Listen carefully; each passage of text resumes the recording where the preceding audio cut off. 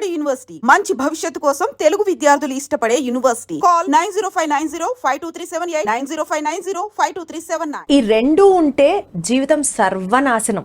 Hello everybody, welcome to the point. Generalized వర్షనే కానీ ఈ పర్టికులర్ కేసులో ఇవి కారణాలు కావచ్చు అన్నది ఒక ఇమాజినేషన్, ఒక understanding. Yes, let me talk about 24 గంటల్లో ఆ అమ్మాయికి డెలివరీ అవుతుందని తెలిసి అతి కిరాతకంగా తన హస్బెండ్ తనని మర్డర్ చేయడం జరిగింది. వైజాగ్లో జరిగినటువంటి ఈ ఇష్యూ ఇప్పుడు ప్రెసెంట్ సోషల్ మీడియాలో ట్రెండింగ్ సబ్జెక్ట్గా మారుతోంది. Not only in social media but also self introspection కనుక చేసుకుంటే అసలు మనం ఎక్కడికి వెళ్తున్నాం, మన వాల్యూస్ ఎటు వెళ్తున్నాయి, సొసైటీలో ఏం జరుగుతోంది అన్న అంశాల గురించి definitely we need to talk and question. ఈరోజు ఇదే టాపిక్ గురించి నాతో మాట్లాడడానికి జాయిన్ అవుతున్నారు Ram Mettu garu. And he's basically he's certified personality development trainer, a psychologist by also profession and also a life coach. Let me introduce him. Hello Ram garu, నమస్తే. నమస్తే అండి, ఎలా ఉన్నారు? ఐఎమ్ గుడ్ అండి, మీరు ఎలా ఉన్నారు? వండర్ఫుల్, బాగున్నాను సార్, థ్యాంక్ యూ. చెప్పండి. రీసెంట్గా వైజాగ్లో జరిగినటువంటి జ్ఞానేశ్వర్ అండ్ అనూష ఈ కపుల్ ఇష్యూ గురించి చూస్తే అనూషని చంపడం జరిగింది. తెల్లారితే ఆ అమ్మాయికి పాపం డెలివరీ. ఈ కేసు గురించి ఫస్ట్ మాట్లాడదాం సార్. అసలు ఏం జరిగింది, ఏంటి మీ అండర్స్టాండింగ్ ఏంటి, and then will go deep into the subject. Sure. So in this particular case అండి, లైక్ జ్ఞానేశ్వర్ వాళ్ళ వైఫ్కి రేపు మార్నింగ్ డెలివరీ ఉంది అనగా ప్రీవియస్ నైట్ తనని గొంతు పిసికి చంపేశాడు. రీజన్ ఏంటంటే he wanted to get rid of her అనమాట. లైక్ ఫ్రమ్ వాళ్ళు actually married, love marriage. And more surprisingly ఏంటంటే వాళ్ళది లవ్ మ్యారేజ్ యాక్చువల్గా. సో లవ్ మ్యారేజ్ చేసుకున్నారు, 2022లో చేసుకున్నారు వాళ్ళు లవ్ మ్యారేజ్. చేసుకున్న తర్వాత నుంచి కూడా కాన్స్టాంట్లీ, అంటే వీళ్ళ ఫ్యామిలీ, అమ్మాయి వాళ్ళ ఫ్యామిలీ మెంబర్స్ చెప్పేది ఏంటంటే కాన్స్టాంట్గా ఈ అబ్బాయి విడిపించుకోవడానికి ట్రై చేస్తూ ఉండేవాడంట. Like he use to come up with some or the other excuse. For example ఒక 1 year బ్యాక్ అతను ఏం చెప్పాడంటే, నాకు క్యాన్సర్ వచ్చింది, నేను ఎక్కువ కాలం బతకను, సో మనము విడిపోదాము, లైక్ నువ్వు నీ లైఫ్ చూసుకో, నీ ఫ్యూచర్ ఎందుకు పాడు చేసుకుంటావు, విడిపోదాము అనేసి ఒక పాజిటివ్ నోట్ లాగా క్రియేట్ చేసి వాళ్ళ వైఫ్కి చెప్పారు. వాళ్ళ వైఫ్ ఏంటంటే వినలేదు, ఏంటంటే లేదు వాట్ ఎవర్ ఇట్ ఈస్ నేను నీతోటే ఉంటాను, సో నేను అలా విడిచిపెట్టి పోను అనేసి she insisted to stay back. అలా కొన్ని రోజులు డ్రామా నడిపించాడు అతను.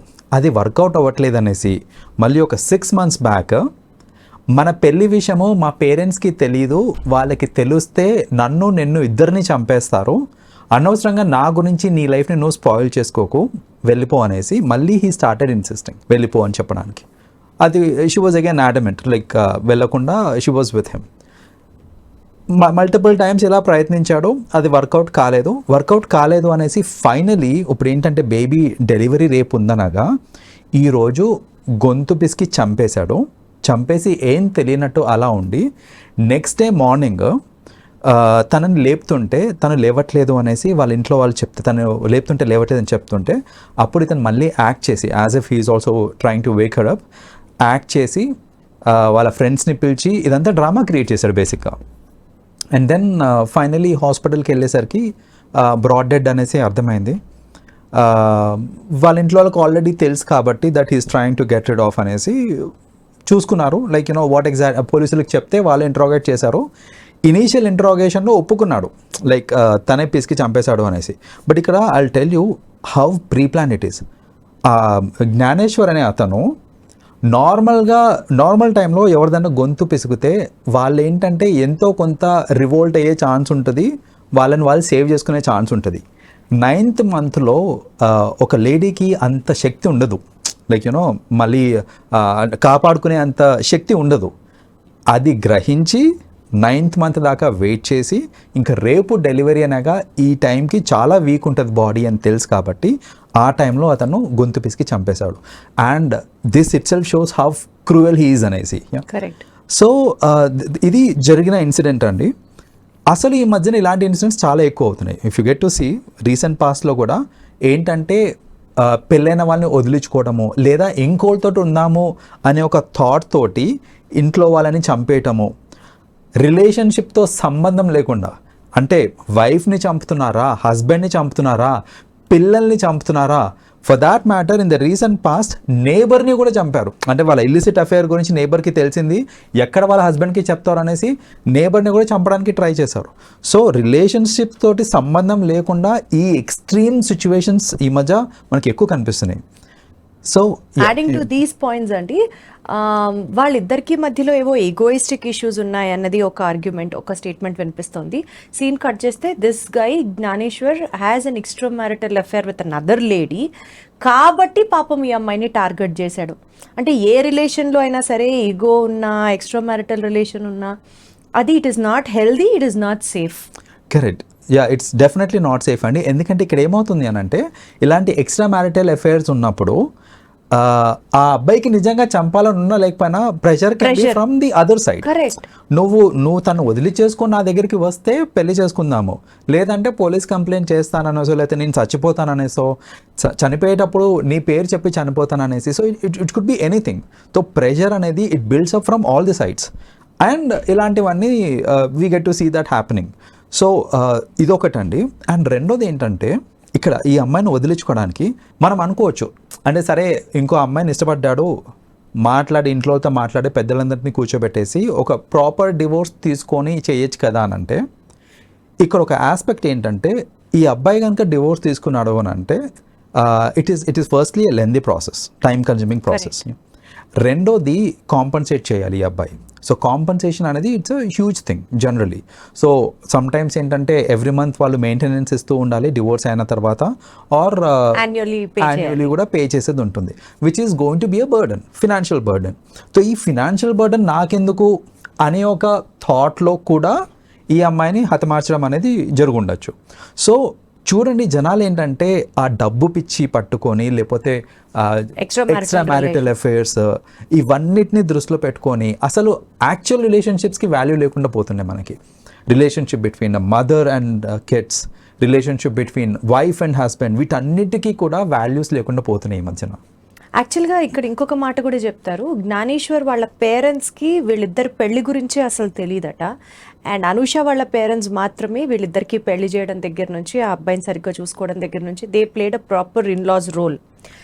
ఆ పేరెంట్స్ మేబీ కూతురు మీద ప్రేమ ఉండొచ్చు, కానీ అంతలా గుడ్డిగా ఒక మనిషిని నమ్మకుండా ఉంటే బాగుండేదేమో అనిపిస్తుంది. వాళ్ళిద్దరిది లవ్ మ్యారేజ్ అయినప్పటికీ కూడా, అంటే పాపం వాళ్ళ అండర్స్టాండింగ్ ఎలా ఉంటుంది, అబ్బాయి వాళ్ళు ఒప్పుకోకపోయినా మనం పెళ్లి చేద్దాం, మనం బాగా చూసుకుందామని.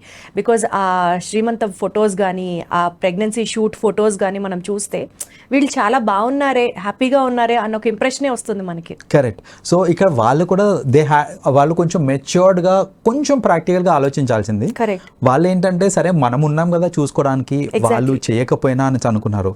కానీ ఈ మధ్యన ఎలా ఉన్నారు జనాలు అనేది వాళ్ళు కూడా అర్థం చేసుకోవాలి. చాలామంది like there are certain cases also ఏంటంటే, వాళ్ళ పేరెంట్స్ యాబ్సెన్స్లో ఈ పెళ్లి చేసుకున్నప్పుడు దాన్ని వాళ్ళు ఖండించిన, దాన్ని వాళ్ళు యాక్సెప్ట్ చేయకపోయినా, ఆర్ సమ్ టైమ్స్ ఏంటంటే ఈ ఫినాన్షియల్ గెయిన్ కోసం, ఎందుకు కట్నం రూపంలో ఎంతో కొంత డబ్బులు వస్తాయి అనే ఫినాన్షియల్ గెయిన్ని దృష్టిలో పెట్టుకొని పెళ్ళిళ్ళు చేసుకునే వాళ్ళు కూడా చాలామంది ఉన్నారు. సో ఇవన్నీ అర్థం చేసుకొని జనరల్గా ఒక పెళ్ళి చేసేటప్పుడు మనం ఎన్నో ఆస్పెక్ట్స్ కండి, చిన్న చిన్న వాటికి వెనక ముందు ఎన్నో ఆలోచిస్తాం. పెళ్ళి అనేది లైఫ్కి సంబంధించిన విషయం. అది కొంచెం టైం తీసుకొని ఆ బ్యాక్గ్రౌండ్ చెక్ కానివ్వండి, అది చాలా ఇంపార్టెంట్. ఈ మధ్యన అంటే parents, not everybody but most parents వాళ్ళు ఏం చేస్తున్నారంటే, ఎంగేజ్మెంట్కి పెళ్ళికి గ్యాప్ కూడా ఎక్కువ ఇవ్వట్లేదు, కావాలని ఇవ్వట్లేదు. ఎందుకు ఇవ్వట్లేదు అని అడిగితే మైండ్ సెట్స్ మారిపోతాయి, ఈ లోపు మళ్ళీ వాళ్ళు అనవసరంగా విడిపోతారంటే మారనివ్వండి, దట్స్ ఓకే. ఎంగేజ్మెంట్ బ్రేక్ చేయడం అనేది it is a very small thing than breaking a marriage. Exactly, right. So time ఇవ్వండి, అర్థం చేసుకొనివ్వండి, వాళ్ళకి కాంపాటబిలిటీ ఉంటే పెళ్లి చేసుకొనివ్వండి. అంతేగాని పెళ్లి చేయడం నా బాధ్యత, ఏదో హడావిడిగా చేసేద్దాము, టైం ఇచ్చేస్తే వీళ్ళు ఎక్కువ మాట్లాడేసుకొని గొడవలు అయిపోయి విడిపోతారేమో అనే ఒక థాట్ తోటి మ్యారేజ్కి ఇంకా ఈ ఎంగేజ్మెంట్కి గ్యాప్ కూడా చాలా తక్కువ చేసేస్తున్నారు ఈ మధ్య. But then this should actually change అండి. ఎందుకంటే ఇప్పుడు ఒక పెళ్లి చేసేటప్పుడు దే హ్యావ్ టు అండర్స్టాండ్, అక్కడ వాళ్ళు కలిసి ఉండాల్సింది వైఫ్ అండ్ హస్బెండ్, మనమందరం సెకండరీ. అసలు వాళ్ళ కాంపాటబిలిటీ ఉందా లేదా, నిజ నిజాలు ఏంటివి తెలుసుకోవడానికి కూడా ఎంతో కొంత టైం పడుతుంది. ఇప్పుడు ఇనీషియలీ అన్ని రోజీ వర్డ్స్ యూజ్ చేస్తూ ఉంటారండి, బట్ ఎంతో కొంత టైం టుగెదర్ గడిపిన తర్వాతనే కదా తెలుస్తుంది ఎవరేంటి అనేది. ట్రూ షేడ్స్ అప్పుడే కదా బయటకు. ఎగ్జాక్ట్లీ. సో అది రానివ్వండి అని అంటున్నాను నేను. అంతేగాని ఏదో కంగారులో చేసేద్దాము పెళ్ళి, నా బాధ్యత అయిపోయింది, తర్వాత ఏదున్నా సరే వాళ్ళు గొడవ పడ్డా సరే. అందరూ ముహూర్తాలు చూసే పెళ్లి చేస్తారు, కానీ ఎన్ని పెళ్లిళ్ళు నిలుస్తున్నాయి అన్నది it matters. Exactly that matters a lot actually. So ఇక్కడ ఇంకొక పాయింట్ టు బి నోటెడ్ అండి. ఇప్పుడు ఆ అమ్మాయి తరఫున పేరెంట్స్ వాళ్ళు మారల్ సపోర్ట్ ఇచ్చారు, Dev done the marriage properly, అన్ని రకాలుగా వెల్ బీయింగ్ కోసం చూసుకున్నారు. ఈ అమ్మాయి అట్లీస్ట్ ఇట్లా నాకు ప్రెషర్ ఉంది హస్బెండ్ దగ్గర నుంచి, ఓపెన్ అవ్వలేకపోయిందా, ఆర్ ఆ 9th month వరకు అతను వెయిట్ చేశాడు అని మనం ఏదైతే అనుకుంటున్నామో, if that is the case, ఎక్కడో ఒకడ she would have face that కదా, హీస్ ట్రైయింగ్ టు ఇబ్బంది పెడుతున్నాడు అన్నది అర్థం అవుతుంది. At least she would have open up with her parents. ఇక్కడ ప్రాబ్లం ఏంటంటేనండి, ఓపెన్ అప్ అవ్వాలంటే జనరలీ లవ్ మ్యారేజెస్లో జరిగే ఇష్యూ ఇది. ఏంటంటే నాకు సరే నేనే ఇష్టపడ్డాను, నేనే పెళ్లి చేసుకున్నాను, నేనే సెలెక్ట్ చేసుకున్నాను, కానీ ఆ అవతల వ్యక్తితోటి నాకు ఏదైనా ప్రాబ్లం ఉంది అన్నప్పుడు పేరెంట్స్కి చెప్పారనుకోండి, అసలు అవునా అని దానికి కరెక్ట్గా పాజిటివ్గా రెస్పాండ్ అయ్యే వాళ్ళు చాలా కొంతమంది ఉంటారు. మిగతా వాళ్ళందరూ నీకు ముందే చెప్పానా, నీ సావు నువ్వు సావు, ఈ మాటలన్నీ వస్తూ ఉంటాయి అన్నమాట. అట్లీస్ట్ వాళ్ళు ఉన్నారు కదా ఆ ఫ్యామిలీతో. దట్స్ వాట్ అంటే ఇప్పుడు ఈ అమ్మాయికి ఒక చిన్న ఇన్ఫీరియారిటీ ఫీలింగ్ ఏం రావచ్చు అని అంటే, అరే నేనే కష్టపడి నేనే ఇష్టపడి నేను ఒప్పించుకొని పెళ్లి చేసుకున్న తర్వాత ఆ అబ్బాయి మీద నేనే ఎలా నెగిటివ్ చెప్పగలుగుతాను. అండ్ సెకండ్ థింగ్, పాపం అనవసరంగా పేరెంట్స్ ఎందుకు బర్డెన్ చేయొచ్చు, నేనే భరిస్తే పోయేది కదా అని చాలా మటుకు పాపం వాళ్లే ఇబ్బంది పడుతూ ఉంటారు. ఇది కూడా కొంచెం మారి ఏదైనా సరే పెద్దవాళ్ళకి వెల్ విషర్స్ కి ఓపెన్ గా మాట్లాడుతూ ఉంటే మేబీ ఇంత డ్యామేజ్ జరగదేమో, ఎవరో ఒకళ్ళు రెస్క్యూకి వస్తారేమో అని అనిపిస్తుంది నాకు ఒక్కొక్క టైం. డెఫినెట్లీ అండి, ఎందుకంటే ప్రతి మనిషికి there should be someone, exactly, ఎవరైతే వాళ్ళు అప్రోచ్ అయ్యి వాళ్ళ ప్రాబ్లమ్స్ ని చెప్పుకొని అలాంటి పర్సన్ ఖచ్చితంగా ఉండాలి ఒక రిలేషన్ లో. 100% ప్రతి మనిషికి చాలా అవసరం అనిపిస్తుంది నాకు అది. ట్రూ. అలాంటి వాళ్ళు లేకనే ఏంటంటే ఆ ప్రెషర్ ని వాళ్ళు తీసుకోలేక సమ్ టైమ్స్ ఏంటంటే వాళ్ళే సూసైడ్ చేసేసుకోవాలి. ఎగ్జాక్ట్లీ. సో ఇలాంటివి కూడా అవుతూ ఉంటాయి. సో బేసిక్గా ఏంటంటే డెఫినెట్గా ఆ communication gap between parents and kids అనేది రాకూడదండి. పెళ్ళైపోయినంత మాత్రాన మాకు సంబంధం లేదు అని అనుకోవద్దు. వాళ్ళు మన పిల్లలే. సో ఏదన్నా బాధ వచ్చినా వాళ్ళు మనల్ని అప్రోచ్ అయినా దాన్ని ఒక నెగిటివ్ సినారియో కింద క్రియేట్ చేయకుండా పాజిటివ్గా తీసుకొని ఎంతవరకు సపోర్ట్ చేయగలిగితే అది మంచిది. అలా చేస్తే ఇట్ ఈస్ రియలీ గుడ్ అండి. అండ్ మోస్ట్ ఇంపార్టెంట్లీ గమనిస్తే జ్ఞానేశ్వర్ మైండ్ సెట్ అండి, వెరీ రీసెంట్లీ మేబీ ఒక 2.5 months బ్యాక్ ఒక మనిషి ఇట్లాగే ముక్కలుగా నరికి ప్రెషర్ కుక్కర్లో పెట్టి that has become a sensation. ఎంత క్రిమినల్ మైండ్ సెట్ అంటే, ఇప్పుడు కూడా పాపం 9 months ప్రెగ్నెంట్, రేపు పొద్దున డెలివరీ, ఈ రోజు చంపడం. మనుషులు ఎంత పర్వర్టిక్గా ఆలోచిస్తున్నారా. Right. See, we are discussing about this subject to make the public understand where we are deficit at. Correct. అది కాకుండా ఈ రకంగా కూడా క్రైమ్ చేయొచ్చా అని ఆలోచించడం స్టార్ట్ చేసే వాళ్ళకి ఇంకా sky is the limit for the crime అంతే. ఎగ్జాక్ట్లీ. అండ్ ఇందులో మోస్ట్ ఇంపార్టెంట్లీ ఇలాంటి ఎవరికి రీజన్ ఏంటంటే, చిన్నప్పటి నుంచి మనము పిల్లలకి at a very young age moral values అనేది నేర్పియాలండి. What is important, what is not important అనేది నేర్పియాలి చిన్నప్పటి నుంచి. పద్దాక నీకు ఎందుకు మార్కులు రావట్లేదు, మ్యాథ్స్ ఏంటి, ఫిజిక్స్ ఏంటి, కెమిస్ట్రీ ఏంటి, ఇవే కాదు, అసలు లైఫ్ ఏంటి, అసలు సక్సెస్ వస్తే ఎలా నువ్వు ఫేస్ అవ్వాలి, ఫెయిల్యూర్ ఎలా ఫేస్ అవ్వాలి, ఎవరు ఇంపార్టెంట్ లైఫ్లో, ఎవరు ఇంపార్టెంట్ కాదు అనే ఒక చిన్న ఈ టీచింగ్ అనేది right from the young age నేర్పిస్తే కనుక ఇలాంటివి అవ్వండి. ఇప్పుడు ఈ జ్ఞానేశ్వర్ కేసు తీసుకుంటే కనుక చూడండి, ఇప్పుడు డెలివరీ అయిపోయి ఉంటే కనుక ఇంకొక అడిషనల్ పర్సన్ కూడా చంపాలి ఆర్ అడ్డు తొలగించుకోవాలి if he has to move away from this relationship. మామూలుగా అయితే ఓకే, ఓన్లీ వైఫ్ని అడ్డు తొలగించుకుంటే he can move on with whatever his current girlfriend ఎవరైతే ఉన్నారో. కానీ ఇప్పుడు డెలివరీ కూడా అయిపోయింది అని అంటే ఇప్పుడు వైఫ్ని ఇంకొకరిని ఇవన్నీ చేయటం ఎందుకు అనేసి అలా కూడా థాట్ ప్రాసెస్ వచ్చి ఉండొచ్చు. సో ఇప్పుడు ఏంటంటే ఇవన్నిటినీ అంటే ఆ డెలివరీ కాకముందే చంపేసి it is much easier for me అని అనుకున్నాడు. అండ్ ఇంకోటి ఏంటంటే జనరల్ ఫినామినా ఏంటంటే డెలివరీ టైంలో బాడీ కూడా వీక్ అయిపోయి సమ్ టైమ్స్ ఏంటంటే న్యాచురల్ డెత్ కూడా అయ్యే ఛాన్సెస్ ఉంటాయి. So he must have thought that I can get away.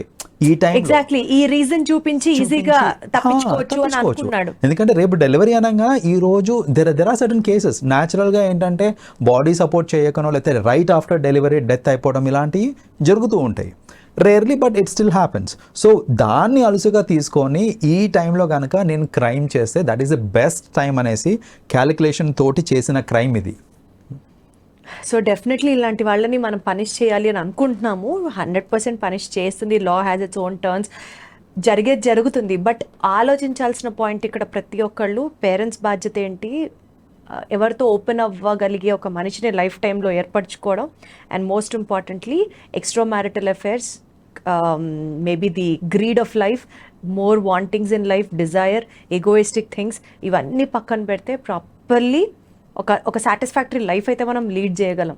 Definitely అండి, దట్స్ మోస్ట్ ఇంపార్టెంట్. మీరు చెప్పిన ఈ సమ్మరీ ఏదైతే ఉందో that's absolutely something which has to reach to the audience. Because generally purpose of life అనేది తెలియాలి. Exactly that is what is needed. Purpose of life తెలిసింది అని అంటే క్రైమ్ రేట్ సగానికి సగం తగ్గిపోతుంది. తగ్గిపోతుంది. Thank you so much Ram garu. Thank you. Thanks అండి.